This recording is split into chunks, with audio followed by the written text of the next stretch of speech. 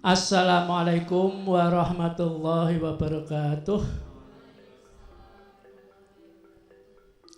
Alhamdulillahirabbil alamin. Wassalatu wassalamu ala asrofil mursalin sayyidina wa maulana Muhammadin wa ala alihi washabihi ajmain. Rabbi shrah li sadri wa yassir li amri wahlul 'uqdatam min lisani yafqahu qawli. Para pemirsa semuanya serta para warganet dimanapun Anda berada, alhamdulillahirabbil alamin. Pada pagi hari ini kita bisa bertemu kembali dalam acara sharing morning Pengadilan Agama Wonosari. Alhamdulillahirabbil alamin. Pada pagi hari ini kita kedatangan tamu adik-adik mahasiswa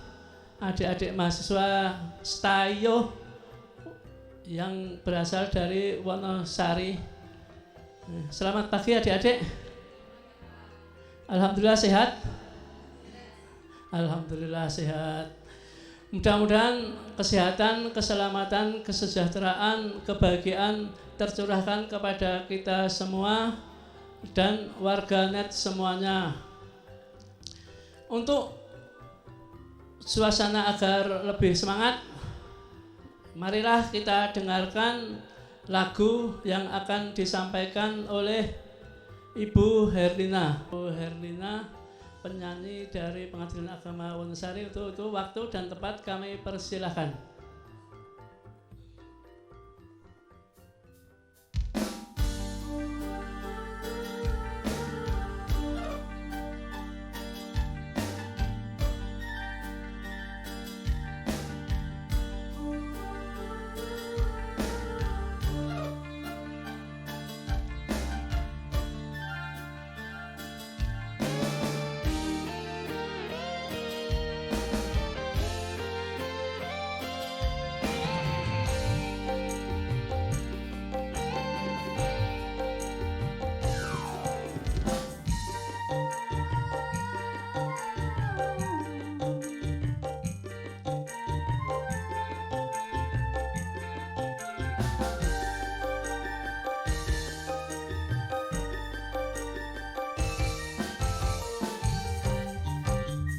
Jatuh bangun aku mengejarmu, namun dirimu tak mau mengerti.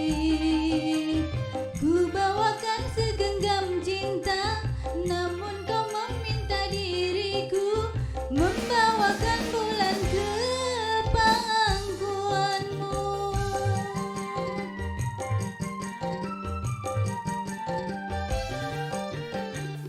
Jatuh bangun aku mencintai, namun dirimu tak mau mengerti. Ku bawakan segelas air, namun kau meminta lautan.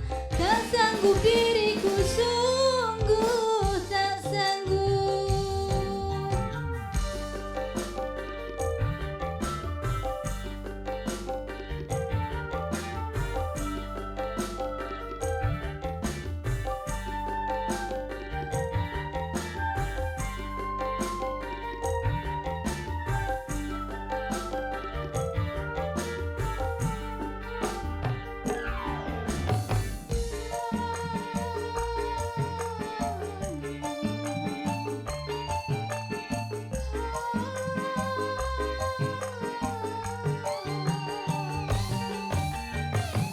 Sudah tahu luka di dalam dadaku, sengaja kau siram dengan air garam.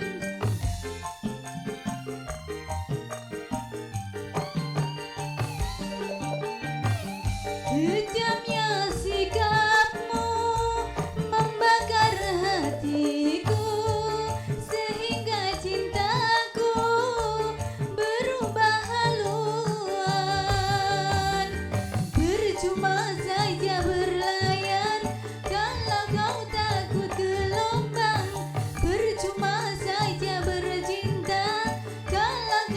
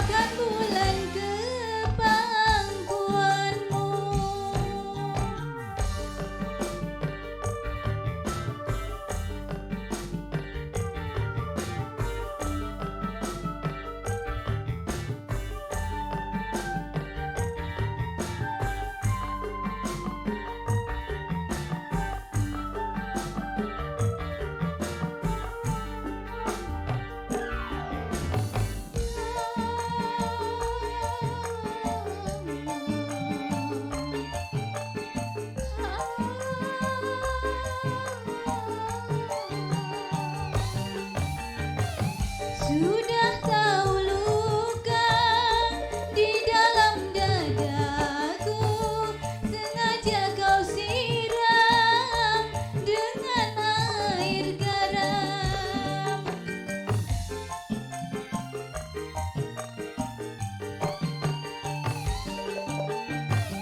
Kejamnya sikapmu membakar hatiku, sehingga cintaku berubah haluan. Percuma saja berlayar kalau kau takut gelombang. Percuma saja bercinta kalau kau takut sengsara. Jatuh bangun aku mencintai, namun dirimu tak mau mengerti. Ku bawakan segelas air, namun kau meminta lautan. Tak sanggup diriku, sungguh tak sanggup.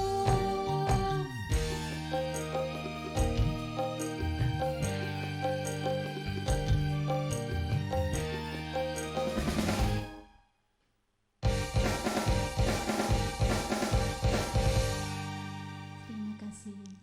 Terima kasih, tepuk tangan saudara-saudara. Para warganet dimanapun anda berada, pada pagi hari ini masalah yang akan dibahas adalah masalah yang sangat menarik, yaitu penyelesaian perkara waris di pengadilan agama. Mungkin banyak warganet atau adik-adik atau siapa yang ingin tahu lebih mendalam tentang penyelesaian perkara waris, kita undang, sudah hadir di sini Hakim Pengadilan Agama Sleman yang diperbantukan di Pengadilan Agama Wonosari, kepada Bapak Dr. Andes Haji Husein MH. Semoga selamat pagi Pak.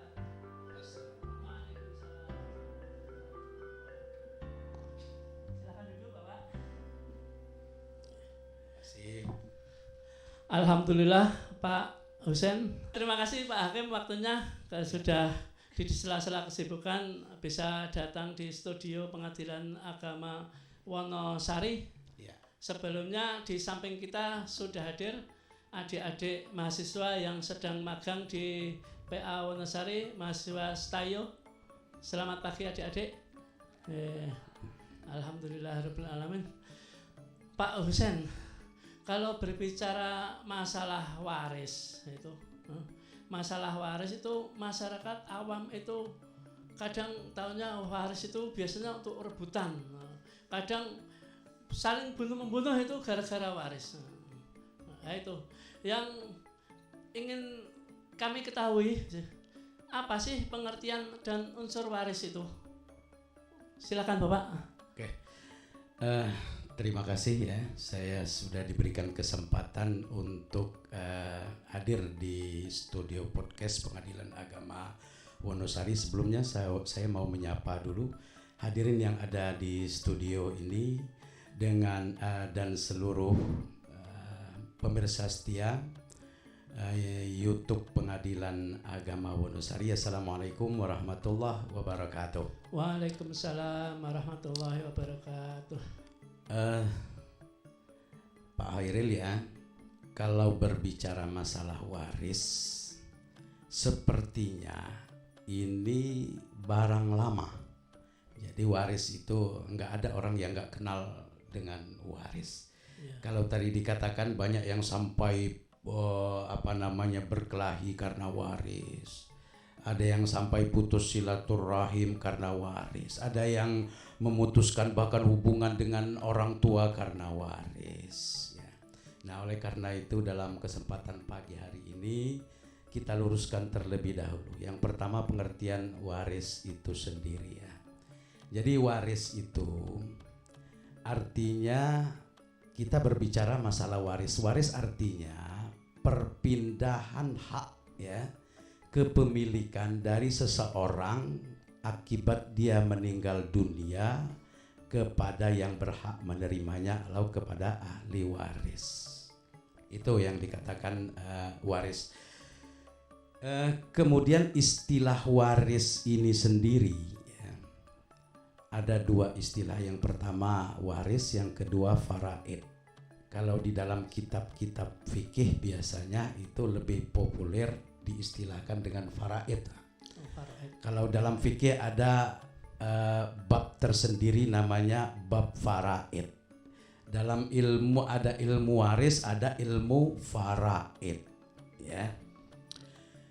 Mengenai waris ini ya, bagus sekali tadi ditanyakan apa unsur waris itu ya.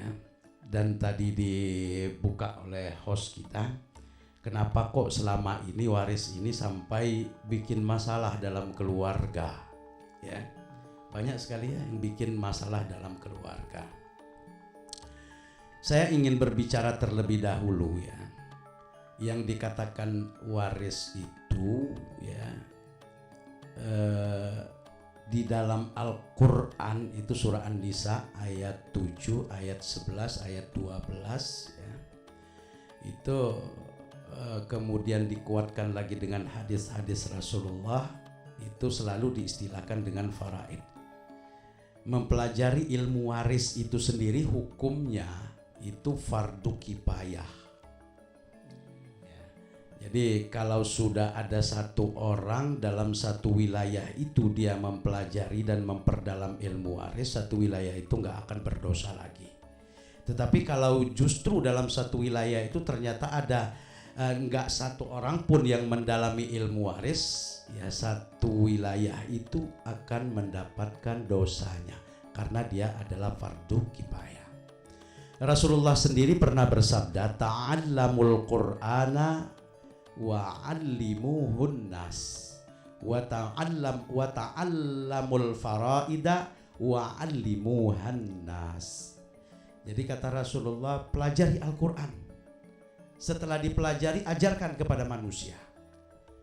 Setelah itu kata Rasulullah, pelajari ilmu faraid, ilmu waris ini pelajari, setelah pelajari ajarkan dia kepada manusia.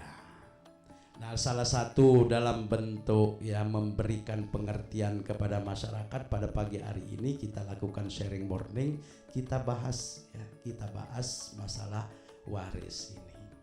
Tadi ditanyakan apa sih unsur waris itu sendiri? Ya, dikatakan waris kalau dari pengertiannya itu waris itu adalah perpindahan hak ya, perpindahan hak dari seseorang yang sudah meninggal dunia ya kepada para ahli waris yang berhak. Nah, kalau dengan demikian unsur waris itu yang pertama adalah pewaris ya. Pewaris itu sendiri yang pertama ya, atau diistilahkan muwaris. Muwaris itu artinya orang yang mewariskan itu sendiri. Kalau tanpa ada itu gimana kita sebut dia sebagai waris. Syarat yang kedua, yang mewaris ini siapa? Dia harus sudah meninggal dulu. Enggak ada ya, tidak ada rumusnya orang bagi waris tapi dia belum meninggal. Kadang-kadang ada istilah ini Pak. Ada istilah dalam Al-Quran, udah sebelum meninggal dunia bagi dulu waris. Itu bukan waris namanya. Kalau belum meninggal dunia itu hibah ya. Tapi kalau sudah untuk dikatakan waris itu muwaris itu dia harus sudah meninggal dunia. Yang kedua ya, unsur waris itu adalah warisun. Warisun itu apa? Orang-orang yang berhak menerima waris atau para ahli waris ya. Jadi unsur yang kedua harus ada para ahli waris. Yang ketiga, unsur waris itu apa? Adalah mirasun. Jangan miras ya. Kalau miras itu kan mirasantika nanti kan ya. Mirasun. Mirasun itu adalah harta waris. Jadi seseorang itu ya ketika meninggal dunia meninggalkan harta. Ya, jadi Pak Hos ya. Jadi seseorang itu ketika dia meninggal dunia, dia meninggalkan harta. Tidak semua harta itu mirasun. Dia tidak semuanya menjadi harta waris. Itu baru disebut tirkah. Ya, tirkah itu artinya peninggalan. Semua peninggalan yang ditinggalkan oleh pewaris itu namanya tirkah. Setelah meninggal dunia, kewajiban bagi ahli waris tirkah itu dikeluarkan terlebih dahulu. Yang pertama untuk apa? Untuk pengurusan jenazah. Kalau dia berobat di rumah sakit, untuk melunasi hutang-hutang di rumah sakit. Kalau ada hutangnya kepada tetangga, hutang kepada teman-temannya, lunasi dulu. Ya. Yang keempat, apalagi kalau dia ada wasiat, keluarkan dulu wasiatnya. Kalau 4 unsur ini sudah dikeluarkan, ya, pengurusan jenazah sudah dikeluarkan, kemudian hutang piutang sudah dilunasi, ya, kemudian wasiat sudah dilaksanakan, sisanya itu baru disebut mirasun atau al-irs. Itu namanya harta waris. Baru itu disebut sebagai harta waris. Jadi berbicara masalah pengertian dan unsur waris ini, itulah unsurnya. Dan satu hal tadi dikatakan, kok orang sampai selama ini gontok-gontokan, sampai putus silaturahim dengan saudara, putus silaturahim dengan orang tua. Apa sih penyebabnya seperti itu? Islam sebetulnya mengajarkan setelah 3 unsur, ya, atau 4 unsur kalau ditambah dengan penyelesaian ketika dia sakit di rumah sakit, ya. Ketiga atau keempat unsur ini sudah selesai dilaksanakan semua, kewajiban ahli waris itu adalah membagi harta waris. Jadi al-irs itu wajib segera dibagi. Karena waris itu pembagiannya itu yaqtadi ilal faur. Artinya harus segera. Salah satu faktor penyebab terjadinya sengketa waris itu karena lambatnya dalam pembagian waris. Oh, karena lambatnya itu ya Bapak? Karena lambat ya. Kalau ada orang Jawa itulah, istilah orang Jawa di sini, ya. Itu ada orang tua itu masih hidup, ya. Istilah Jawanya dicung ya. Kowe bagiannya kono, kamu bagiannya sana, kamu bagiannya sana. Kemudian mungkin orang tuanya itu khawatir nanti daripada rebutan. Setelah itu ditentukan sama orang tua itu. Kemudian itu gimana itu kalau langsung dibalik nama, kemudian atas nama yang diberikan itu, karena orang tuanya khawatir, itu bisa dikatakan waris tidak itu kalau seperti itu? Nah, itu yang saya katakan tadi. Unsur yang pertama, ya, muwarisun itu harus sudah meninggal dunia terlebih dahulu. Tapi kalau muwarisnya belum meninggal dunia, dia bagi untuk si A ini, untuk si B ini, untuk si C ini, anak-anaknya sudah dibagi semua. Itu bukan pembagian waris namanya, itu hibah, ya. Baru hibah itu namanya. Hibah namanya. Karena masih hidup orang tuanya. Masih hidup, artinya yang diberikan oleh orang tua, ya, kepada anaknya ketika dia masih hidup, itu hibah. Kalau bahasa sehari-hari kita itu namanya pemberian orang tua kepada anaknya. Itu bukan bagian dari bentuk waris. Jadi sudah pasti yang namanya waris itu muwarisnya harus sudah meninggal terlebih dahulu. Berarti syarat mutlak harus meninggal terlebih dahulu. Ya. Tapi jangan sampai dibunuh orang tuanya. Ya. Karena ada yang orang tuanya dibunuh, ya, supaya agar dapat warisan, seperti itu. Ya, makanya kan salah satu, ya, di dalam hukum Islam itu, ya, yang menghalangi tidaknya menjadi ahli waris, tidak mendapat bagian harta waris itu salah satunya yang pertama anaknya murtad. Ya. Yang kedua anaknya itu misalnya dia terbukti ya di pengadilan dia membunuh orang tuanya. Kalau dia membunuh orang tuanya maka dia tidak mendapat lagi bagian dari waris. Terima kasih, alhamdulillah agak ada pencerahan ini, menarik sekali. Dalam kesempatan ini mungkin ada yang mau bertanya para hadirin di sini atau mahasiswa, adik-adik monggo silakan. Ada? Ya. Terima kasih waktunya Bapak. Ya. Ya. Nur Aisyah, siswa prodi Al Syasiah, Sekolah Tinggi Agama Islam di Jakarta. Menindaklanjuti yang dari tadi penjelasan Pak Husin tentang pembagian waris tadi kan memang sudah seperti menjadi adat di masyarakat, khususnya di Jawa ini pembagian waris itu bahkan sebelum orang tuanya meninggal dunia. Nah tadi dikatakan oleh Bapak Husin dan juga selama ini kami pelajari itu bukan termasuk waris tapi hibah. Nah nanti apabila orang tuanya itu sudah meninggal dunia nih Bapak, terus ternyata masih ada harta yang lain yang selain yang dibagikan kepada anak-anaknya tadi, bagaimana pembagiannya dan apakah nanti tetap kembali kepada ketetapan aturan bagian dan bagaimana hibah yang sudah diberikan sejak si orang tua meninggal tadi diperhitungkan seperti itu Bapak. Ya, oke. Kembali kepada pengertian dan unsur waris itu sendiri ya. Yang pertama, waris sudah meninggal dunia. Kedua, ada al-irs atau harta waris itu masih ada.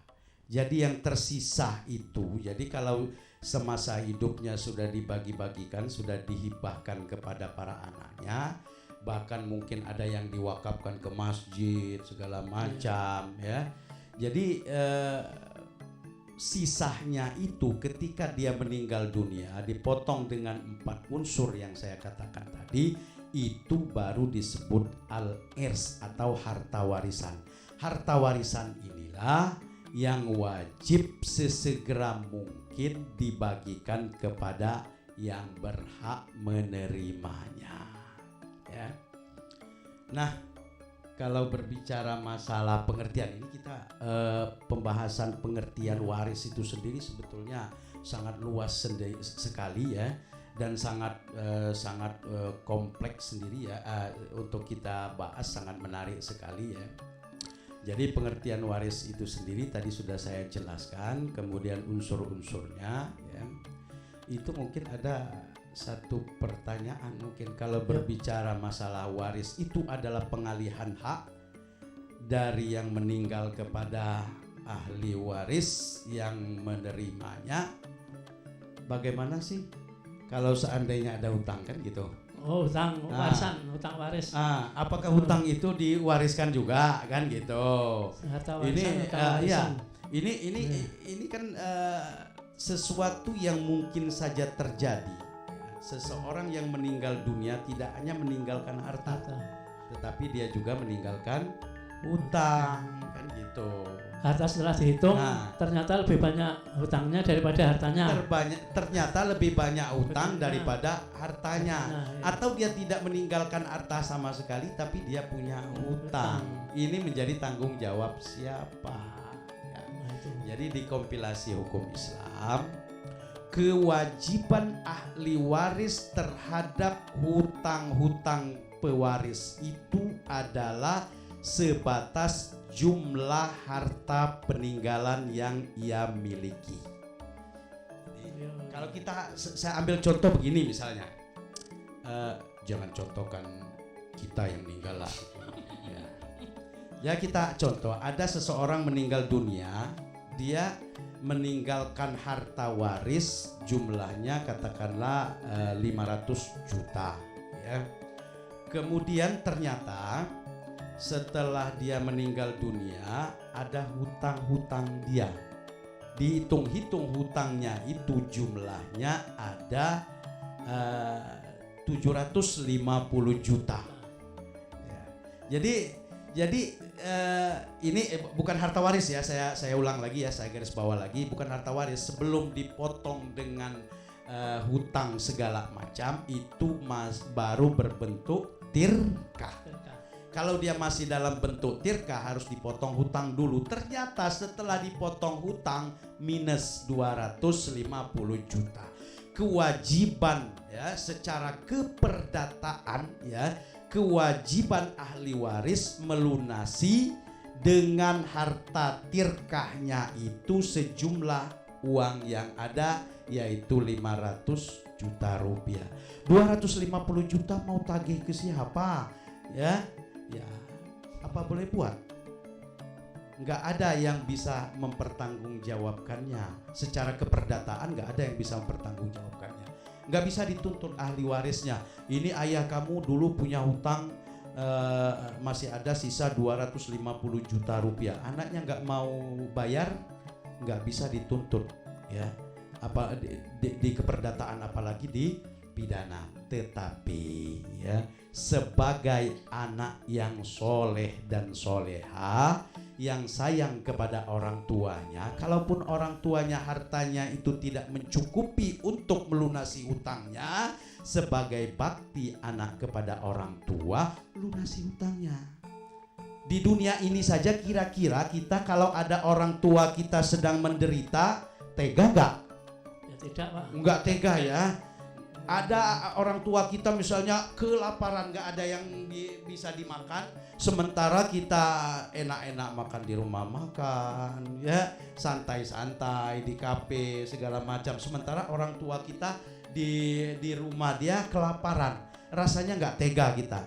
Nah begitu juga ketika orang tua kita sudah meninggal dunia, kalau harta dia tidak mencukupi sehingga dia tidak bisa dilunasi utangnya, itu tanggung jawabnya di hadapan Allah dan dipertanggungjawabkan di alam barzah. Kasihan kepada orang tua kita yang berada di alam barzah, dia sudah mulai mempertanggungjawabkan hutang-hutangnya. Jadi itu saya garis bawahi ya dalam tanda kutip ya, kewajiban ya dari ahli waris itu sebatas sejumlah peninggalan atau tirkah yang ditinggalkan oleh muwaris itu sendiri. Selebihnya bukan tanggung jawab dia secara keperdataan.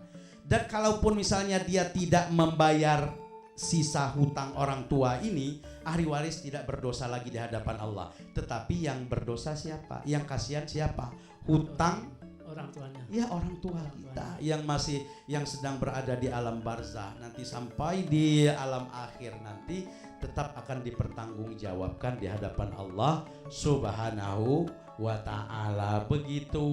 Berarti kembali kepada para ahli warisnya, anak-anaknya itu tidak hanya yang enaknya juga, tapi termasuk utang itu juga termasuk diselesaikan meskipun secara perdata itu tidak bisa dituntut ahli waris ya, Pak. Walaupun bukan kewajiban dia, disinilah bentuk pengabdian atau bakti anak kepada orang tua, waladun soleh. Terima kasih Bapak. Kemudian sejak kapan itu perkara waris itu menjadi kewenangan pengadilan agama? Itu sejak kapan? Atau sejak zaman dahulu sebelum kemerdekaan atau bahkan setelah kemerdekaan atau gimana? Atau sejak undang-undang peradilan agama? Silakan Bapak, semoga. Oke. Yang pertama saya ingin katakan bersyukur kita ada pengadilan agama. Kalau kita kembalikan kepada hukum mempelajari ilmu waris itu adalah fardu kifayah. Kalau satu wilayah itu tak satu orang pun yang memperdalam ilmu waris, semuanya berdosa.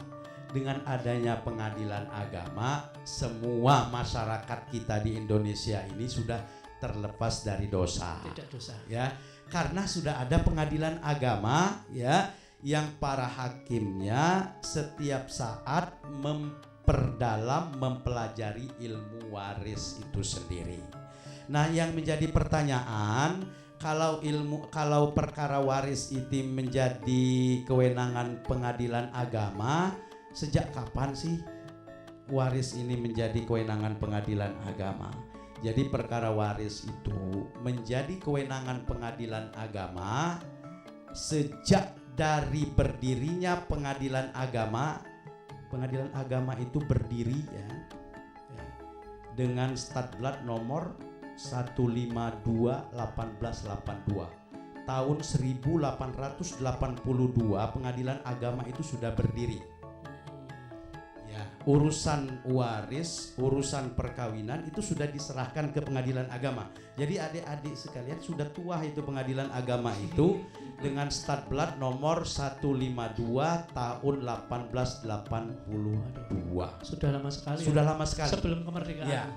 Dikuatkan lagi dengan Undang-Undang nomor 7 tahun 89 tentang peradilan agama.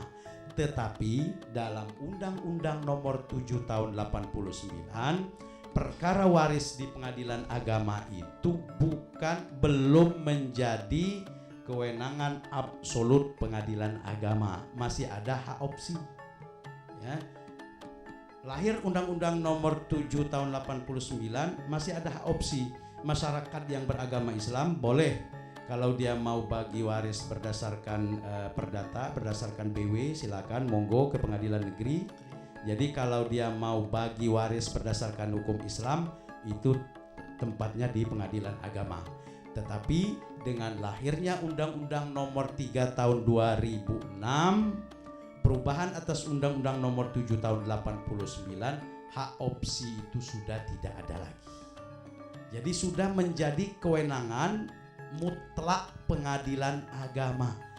Kalau dia beragama Islam, ya, siapapun, kalau yang pewarisnya, ini yang menjadi patokan pewarisnya atau muwarisnya itu beragama Islam, maka kalau ada sengketa mutlak menjadi kewenangan pengadilan agama. Di beberapa tempat pernah diajukan di pengadilan negeri, itu langsung di-NO oleh pengadilan negeri. Karena apa? Karena pengadilan negeri menyatakan tidak berwenang mengadili perkara waris bagi pewaris atau muwarisnya itu beragama Islam. Jadi lebih kuatnya, ya, kewenangan waris itu menjadi kewenangan pengadilan agama setelah lahirnya Undang-Undang nomor 3 tahun 2006, perubahan atas Undang-Undang nomor 7 tahun 89. Kita harus bersyukur, ya, kepada negara kita. Negara sudah hadir, ya, mengakui keberadaan hukum Islam, melindungi berlakunya hukum Islam di negara kita ini melalui pengadilan agama. Salah satu kewenangannya adalah masalah waris. Artinya apa? Mutlak menjadi kewenangan pengadilan agama. Kalau pewarisnya itu beragama Islam, maka kalau terjadi sengketa wajib diajukan di pengadilan agama. Maknanya di balik ini semua apa? Negara itu mengakui bahwa kalau mau, ya, melaksanakan hukum waris bagi warga negaranya, kalau pewarisnya Islam, wajib diselesaikan secara Islam. Itu kira-kira. Oh, berarti kalau dulu itu masih opsi, Ya. pilihan, tapi kalau sejak 2006 itu sudah kewenangan mutlak pengadilan agama, ya Bapak, ya? Ya, sudah mutlak pengadilan agama. Sebelum Undang-Undang nomor 3 tahun 2006 itu terkadang terjadi sengketa kewenangan. Ada sebagian ahli waris dia ngajukan ke pengadilan negeri, ada sebagian ahli waris mengajukan di pengadilan agama. Jadi nggak ada kepastian. Padahal ya, azas hukum itu sendiri adalah apa? Keadilan, kemanfaatan, dan kepastian. Tapi kalau masih ada hak opsi, tidak ada kepastian. Syukur dengan lahirnya Undang-Undang 3 tahun 2000. Oke. Saya ulang sekali lagi, ya. Kata kuncinya yang namanya waris itu menjadi kewenangan pengadilan agama, ada asas personalitas keislaman. Asas personalitas keislaman ini adalah muwarisnya atau yang meninggal dunia itu patokannya Islam. Yang penting itu, ya. Yang meninggal dunia itu Islam. anaknya, istrinya misalnya non muslim ya, atau dia sudah tidak lagi beragama Islam, itu tidak menjadi patokan, tetap dia menjadi kewenangan pengadilan agama.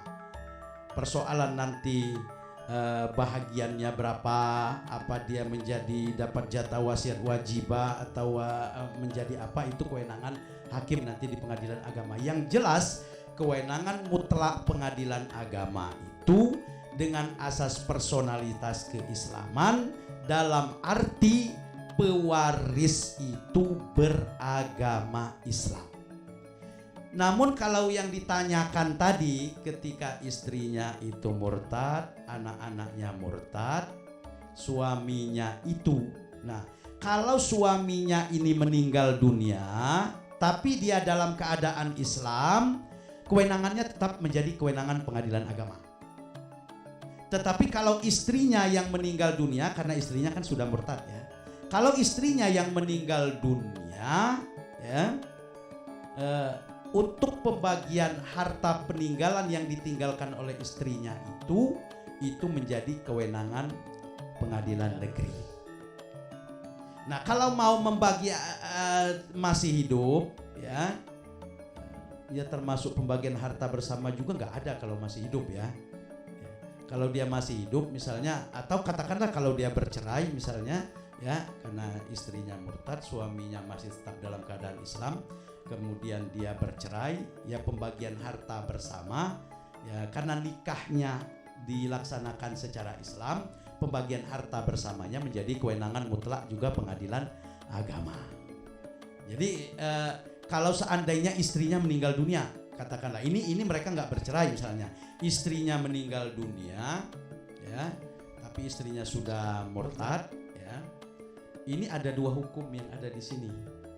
Yang pertama hukum tentang harta bersama, yang kedua adalah hukum waris.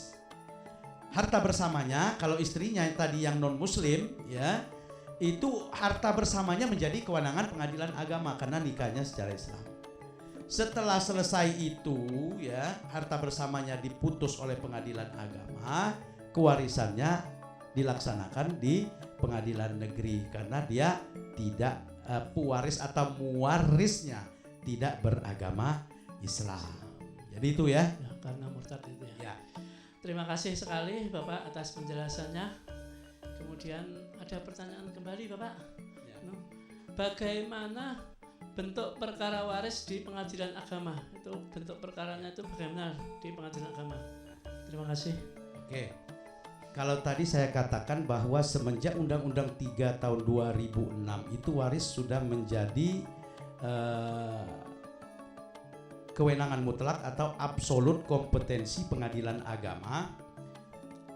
Pertanyaannya apa sih?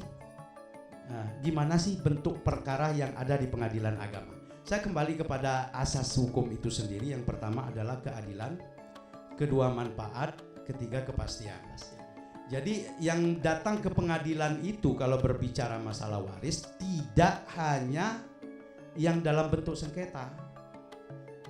Datang ke pengadilan itu untuk mendapatkan keadilan, untuk mendapatkan manfaat, untuk mendapatkan kepastian. Nah, artinya oleh karena itu di pengadilan agama itu perkara ada dua. Yang pertama perkara dalam bentuk kontensius ya. Yang kedua perkara dalam bentuk volunter, termasuk juga perkara waris. Perkara waris ini diajukan di pengadilan agama ada dua bentuk. Yang pertama secara kontensius, kalau ada lawan. Jadi kontensius itu syaratnya yang pertama dia ada lawan, kedua ada sengketa. Mungkin pertanyaan lanjutannya, gimana sih yang dikatakan sengketa waris itu? Dalam kompilasi hukum Islam itu sendiri sudah dikatakan bahwa jadi batasan minimum sengketa di dalam waris itu adalah minimal ada satu orang saja tidak mau diajak musyawarah tentang waris. Jangankan diajak untuk berbagi. Misalnya tidak harus dia menguasai harta itu. Kita kalau masalah harta biasanya oh ini kan nggak ada sengketanya karena ini tidak dikuasai oleh tergugat segala macam. Tapi dalam kompilasi hukum Islam dikatakan bahwa minimal ya ada satu orang saja dari ahli waris itu diajak musyawarah dia tidak mau, itu udah sengketa.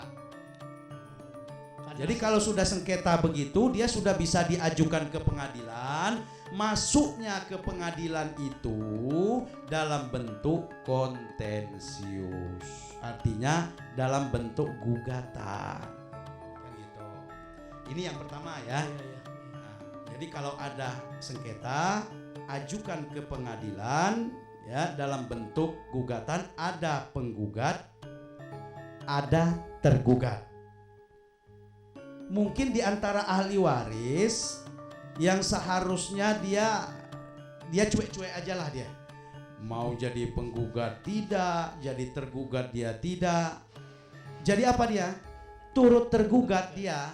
Turut tergugat itu adalah penggugat yang pasif. Seharusnya dia jadi penggugat tapi dia nggak mau, maka dia masuklah dalam wilayah sebagai turut tergugat. Ini yang pertama ya. Yang kedua ya, bentuk perkara waris yang ada di pengadilan agama itu yang tidak ada sengketanya.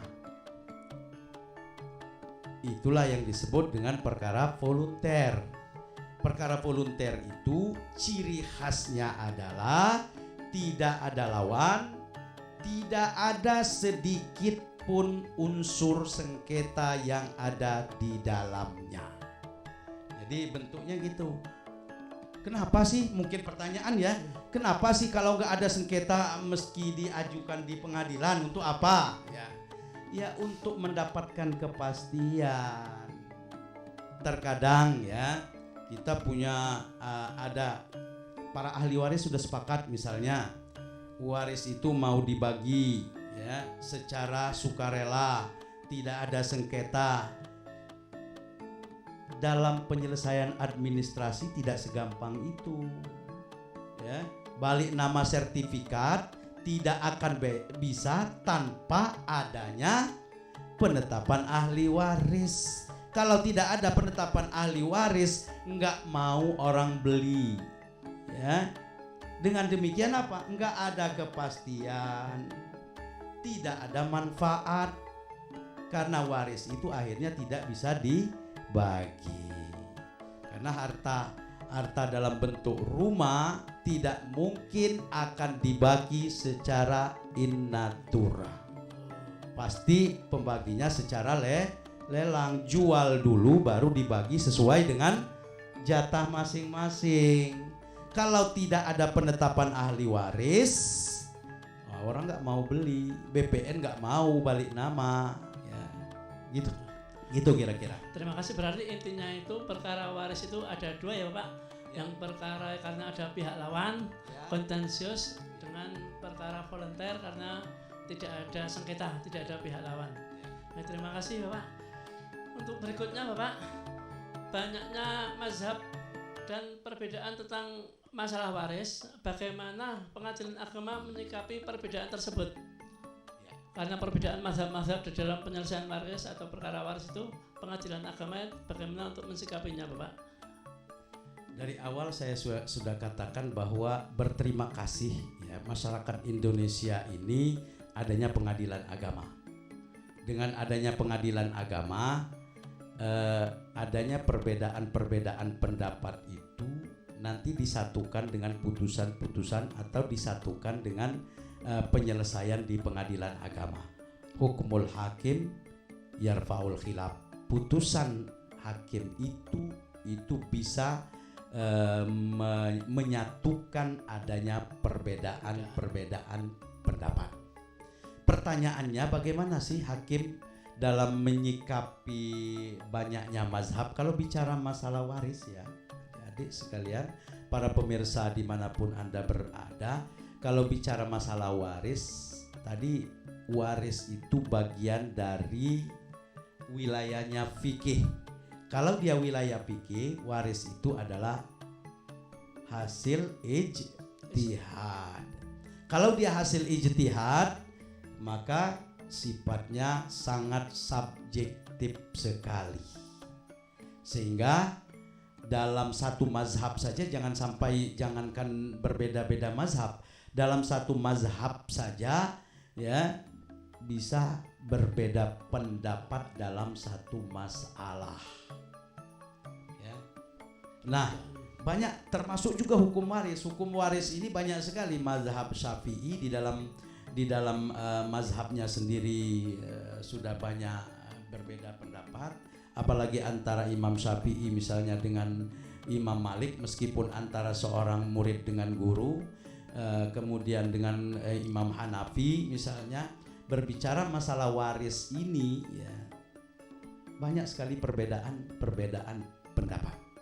Kalau tidak disatukan perbedaan pendapat ini, maka masyarakat tidak akan mendapatkan kepastian, masyarakat tidak akan mendapatkan manfaat dari hukum itu sendiri. Manfaat dari hukum itu adalah menyelesaikan adanya sengketa. Sengketa itu tidak akan berakhir kalau tidak disatukan dengan satu putusan yang ada di pengadilan agama. Nah, dalam menyikapi ini semua, khusus ya masalah waris ini ya, kita di Indonesia sudah ada kompilasi hukum Islam di Indonesia. Kompilasi hukum Islam di Indonesia itu bagian dari ijma'nya ulama Indonesia dalam menyikapi banyaknya perbedaan pendapat tentang hukum waris itu sendiri. Dengan demikian disatukan dengan kompilasi hukum Islam, dan hakim pengadilan agama mulai dari hakim tingkat pertama, tingkat banding sampai tingkat kasasi berjamaah juga sepakat menggunakan kompilasi hukum Islam sebagai pedoman dalam menyelesaikan perkara waris di pengadilan agama. Sudah jurisprudensi dia. Artinya kalau tadinya ya, berbicara masalah kompilasi hukum Islam itu pada tahun 1991 dikeluarkan oleh presiden dalam bentuk instruksi presiden. Impres. Ya, kekuatan hukumnya sebagai undang-undang tidak ada, tetapi kekuatan hukumnya kompilasi hukum Islam ini menjadi hukum material yang berlaku di pengadilan agama dalam penyelesaian waris, karena semua hakim sepakat dari tingkat pertama, tingkat banding sampai tingkat kasasi menyelesaikan perkara waris dengan kompilasi hukum Islam di Indonesia. Jadi kalau ditanyakan tadi bagaimana cara hakim menyikapi ini semua, hakim justru yang pertama, karena sudah sepakat menggunakan kompilasi hukum Islam. Yang kedua nanti ya hakim itu akan menggali nilai-nilai yang ada di tengah masyarakat. Ya. Ada kaidah yang menyatakan di dalam usul fikih itu taghayyurul ahkam bitaghyiril amkani wal azman. Berubahnya suatu hukum itu ya seiring dengan adanya perubahan tempat dan zaman. Beda tempat, beda waktu, satu masalah hasil ijtihadnya tentu akan berbeda. Kompilasi hukum Islam di Indonesia terapkan di Arab Saudi nggak cocok. Karena apa? Kompilasi hukum Islam di Indonesia itu disusun berdasarkan ya living law atau hukum-hukum yang berkembang, mempertimbangkan hukum-hukum yang berkembang di tengah-tengah masyarakat. Hakim itu ya dalam memutus perkara, undang-undang sudah menegaskan yang pertama putus dengan hati nurani, yang kedua pertimbangkan hukum yang berkembang di tengah masyarakat. Perkembangan teknologi juga harus menjadi perkembangan perubahan zaman. Teknologi juga harus menjadi pertimbangan bagi hakim dalam berijtihad. Jadi wilayah masalah waris ini pun hakim nanti akan berijtihad dalam dia memutus perkara waris itu sendiri. Terima kasih Pak. Mungkin ada yang mau bertanya, Mbak? Kalau tidak ada, ini ada titipan Bapak dari teman sebelah. Saya bacakan Bapak. Jika salah satu ahli waris beragama non-Islam, lalu pewarisnya Islam, dan yang tidak terima jika anak yang non-Islam ini tidak mau dapat bagian di pengadilan agama mana gugat warisnya diajukan. Ini seperti tadi, berarti ada yang non-Islam, yang non-Islam itu tidak terima, itu bagaimana Bapak? Ya. Jadi tadi sudah saya katakan ya, kunci utama waris menjadi kewenangan pengadilan agama itu apabila muwaris atau yang meninggal itu dia beragama Islam. Kalau yang muwaris itu atau yang meninggal itu dia beragama Islam, siapapun ahli warisnya, apakah ahli warisnya muslim atau ahli warisnya non muslim, tetap menjadi kewenangan pengadilan agama. Jadi pertanyaannya gimana? Kalau seandainya para ahli waris lain, anak-anaknya yang lain masih dalam keadaan beragama Islam, kemudian dia tidak setuju kalau harta peninggalan orang tuanya ini dibagikan juga kepada saudaranya yang non muslim ini. Nah, disinilah yang dikatakan ada unsur sengketanya. Ya, ini ada unsur sengketa, artinya di antara para ahli waris ya atau keturunan-keturunannya ada yang tidak sepakat. Ya, mayoritas katakanlah sepakat itu dilaksanakan untuk mereka semua. Dia tidak sepakat kalau di anaknya atau saudaranya yang sudah pindah agama itu mendapat, dia tidak sepakat. Ini ada sengketa namanya. Ketika ada sengketa seperti ini, menjadi kewenangan pengadilan agama. Jadi kata kuncinya itu pewarisnya. Karena yang pewarisnya itu yang meninggal, yang meninggalnya itu Islam. Yang meninggalnya itu Islam. Yang ahli warisnya itu ada yang Islam, ada yang tidak Islam, itu ajukan ke pengadilan agama. Ya. Yang non muslim ini ya, dia memang di dalam hukum waris dia tidak mendapatkan jatah waris, tetapi dia mendapatkan jatah wasiat wajibah. Wasiat wajibah itu berapa? Nah, itu nanti tergantung kepada pertimbangan hakim. Yang jelas ya, patokan wasiat wajibah itu tidak boleh melebihi dari sepertiga. Berapa? Apa 1/6 atau berapa? Itu tergantung nanti pertimbangan ijtihadnya hakim. Sepertiga itu maksimum. Jangan beranggapan saya dapat wasiat wajibah, saya harus dapat sepertiga. Enggak mutlak seperti itu. Ya. Oke, itu berarti intinya tergantung siapa yang meninggal. Siapa yang meninggal itu yang menjadi patokan, menjadi kewenangan absolutnya pengadilan agama. Terima kasih. Kemudian Bapak, apa saja hal yang baru dalam kompilasi hukum Islam tentang waris yang tidak sama dengan kitab-kitab fikih klasik? Apa saja? Ya.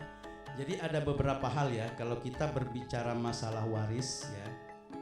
Kalau berbicara masalah hukum waris, ini adik-adik mahasiswa tentu berbicara masalah fikih dalam bab faraid atau hukum kewarisan Islam. Ya. Jadi kemudian di dalam kompilasi hukum Islam itu ada beberapa hal yang baru, yang berbeda dengan apa yang ijtihadkan oleh ulama-ulama di dalam kitab-kitab fikihnya. Di antaranya ketika misalnya begini ya, kita ambil saya contoh saja ya.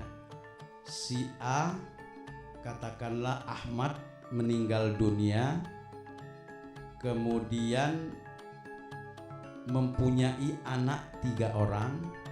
Anak pertamanya sudah meninggal terlebih dahulu ya.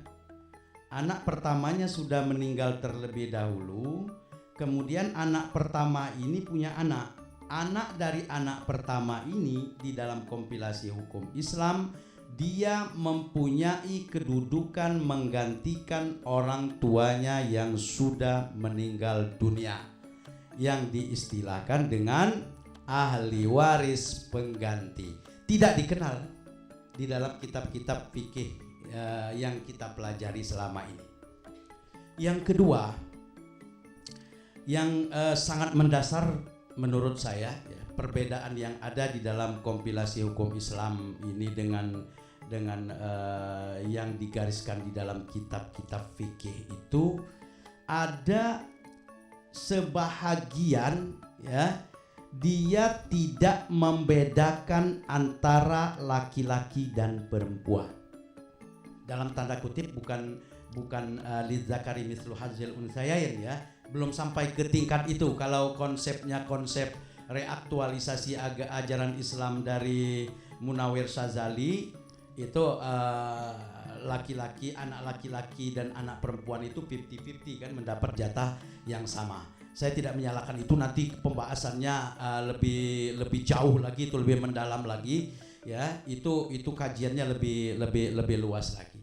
Tapi yang saya analisa di dalam kompilasi hukum Islam ini, anak perempuan ya, anak perempuan itu terkadang nilainya sama dengan anak laki-laki. Saya ambil contoh.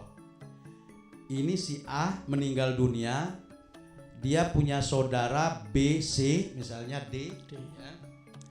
Kemudian si A ini punya anak perempuan 1 orang ya. Dengan adanya anak perempuan 1 orang ini di dalam kompilasi hukum Islam, saudara-saudara kandung sudah terhijab, tidak mendapat apa-apa. Di dalam kitab-kitab fikih Sunni katakanlah, apabila tidak ada anak laki-laki, saudara-saudara kandungnya malah menjadi asobah. Dia malah mendapatkan jatah lebih besar. Lantaran si mayit atau muwaris ini dia tidak punya anak laki-laki. Karena dia nggak punya anak laki-laki, maka saudara-saudaranya ini, itu saudara kandung si mayit ini atau muwaris ini, dia menjadi asobah, mendapatkan jatah lebih besar. Kompilasi hukum Islam sudah tidak membedakan lagi antara anak laki-laki, anak perempuan. Karena apa? Al-Quran itu menyebutkan in kana lahu walad atau in lam yakun lahu walad. Apabila dia ada punya anak atau apabila dia tidak punya anak. Jadi walad yang ada dalam Al-Quran itu sifatnya anak, baik laki-laki maupun perempuan ya. Baik laki-laki maupun perempuan itu dalam Al-Quran diistilahkan dengan walad. Yusikumullahu fi auladikum lidzakari mislu hadzil unthayain. Jadi untuk anak-anak baik laki-laki zakari walaupun maupun unthayain itu diistilahkan dengan walad atau auladikum. Nah, disinilah ya perbedaan yang sangat mendasar sekali dalam kompilasi hukum Islam yang telah dikeluarkan Impresnya tahun 1991. Kalau berbicara masalah gender, tahun 1991 kompilasi hukum Islam sudah gender. Sudah memperjuangkan hak-haknya perempuan, mengakui keberadaan perempuan itu tidak ada pembatasan, pembedaan, diskriminasi dengan laki-laki. Bahkan dalam penetapan hukum waris pun ya, meskipun ya untuk anak laki-laki lidzakari mislu hadzil unsayain. Jadi laki-laki bisa mendapat 2 bagian dari anak perempuan. Kalau anak 3 orang, 2 perempuan 1 laki-laki, hartanya 3 miliar, laki-laki dapat 2 miliar, perempuan masing-masing dapat 1 miliar, 1 miliar. Nah ini bagaimana implementasinya dalam pemeriksaan dan putusan hakim di pengadilan agama? Ini tugasnya hakim. Ya. Oke, ayat Al-Quran menggariskan bahwa laki-laki 2 bagian, perempuan 1 bagian.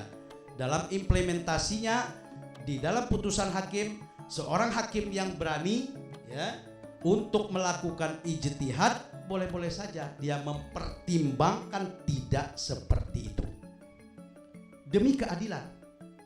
Karena apa? Di dalam kompilasi hukum Islam itu sendiri atau dalam hukum waris Islam itu sendiri sudah ditegaskan apabila para ahli waris saja sepakat tidak dilaksanakan pembahagiannya berdasarkan angka-angka yang tertulis di dalam kitab fikih, illa antara dan bainaum, dengan dasar oleh ridho, silahkan saja kalau semuanya ridho semua. Nah begitu juga kalaupun hakim punya pertimbangan lain ya, dipertimbangkan oleh hakim memang laki-laki mendapatkan jatah 2 ketimbang jatahnya perempuan, tetapi kasuistik ya, kasus demi kasus berbeda. Coba saya mau mengajak untuk menggugah wawasan kita ya, merasakan bagaimana keadilan itu sendiri ya. Misalnya ini 1 anak laki-laki, ada seseorang punya 1 anak laki-laki, punya 1 anak perempuan. Anak perempuan ya, dia karena sibuk mengurus orang tuanya sampai pendidikannya pun terlantar, terbengkalai. Anak laki-laki tidak peduli sama sekali sama orang tuanya, bahkan begitu pulang minta uang, begitu pulang menghambur-hamburkan uang. Ketika orang tuanya meninggal, adilkah kalau secara tekstual kita putus seperti itu? Pernah Mahkamah Agung memutus berbeda dengan itu, dengan kasus-kasus seperti ini. Inilah tugas hakim untuk berijtihad, memutus dengan hati nurani, mempertimbangkan sosiologis ya, mempertimbangkan sosiologis, filosofis dan yuridis. Jadi itu saya kira ya pembahasan tentang waris ini ya di pengadilan agama. Terima kasih atas pembahasan. Alhamdulillah pembahasan hari ini sangat menarik sekali Bapak. Tapi ini tahu-tahu waktunya sudah habis Pak. Itu terima kasih sekali lagi. Sebagai closing ya, Pak. Sebagai closing dari saya himbau kepada masyarakat Indonesia yang beragama Islam ya.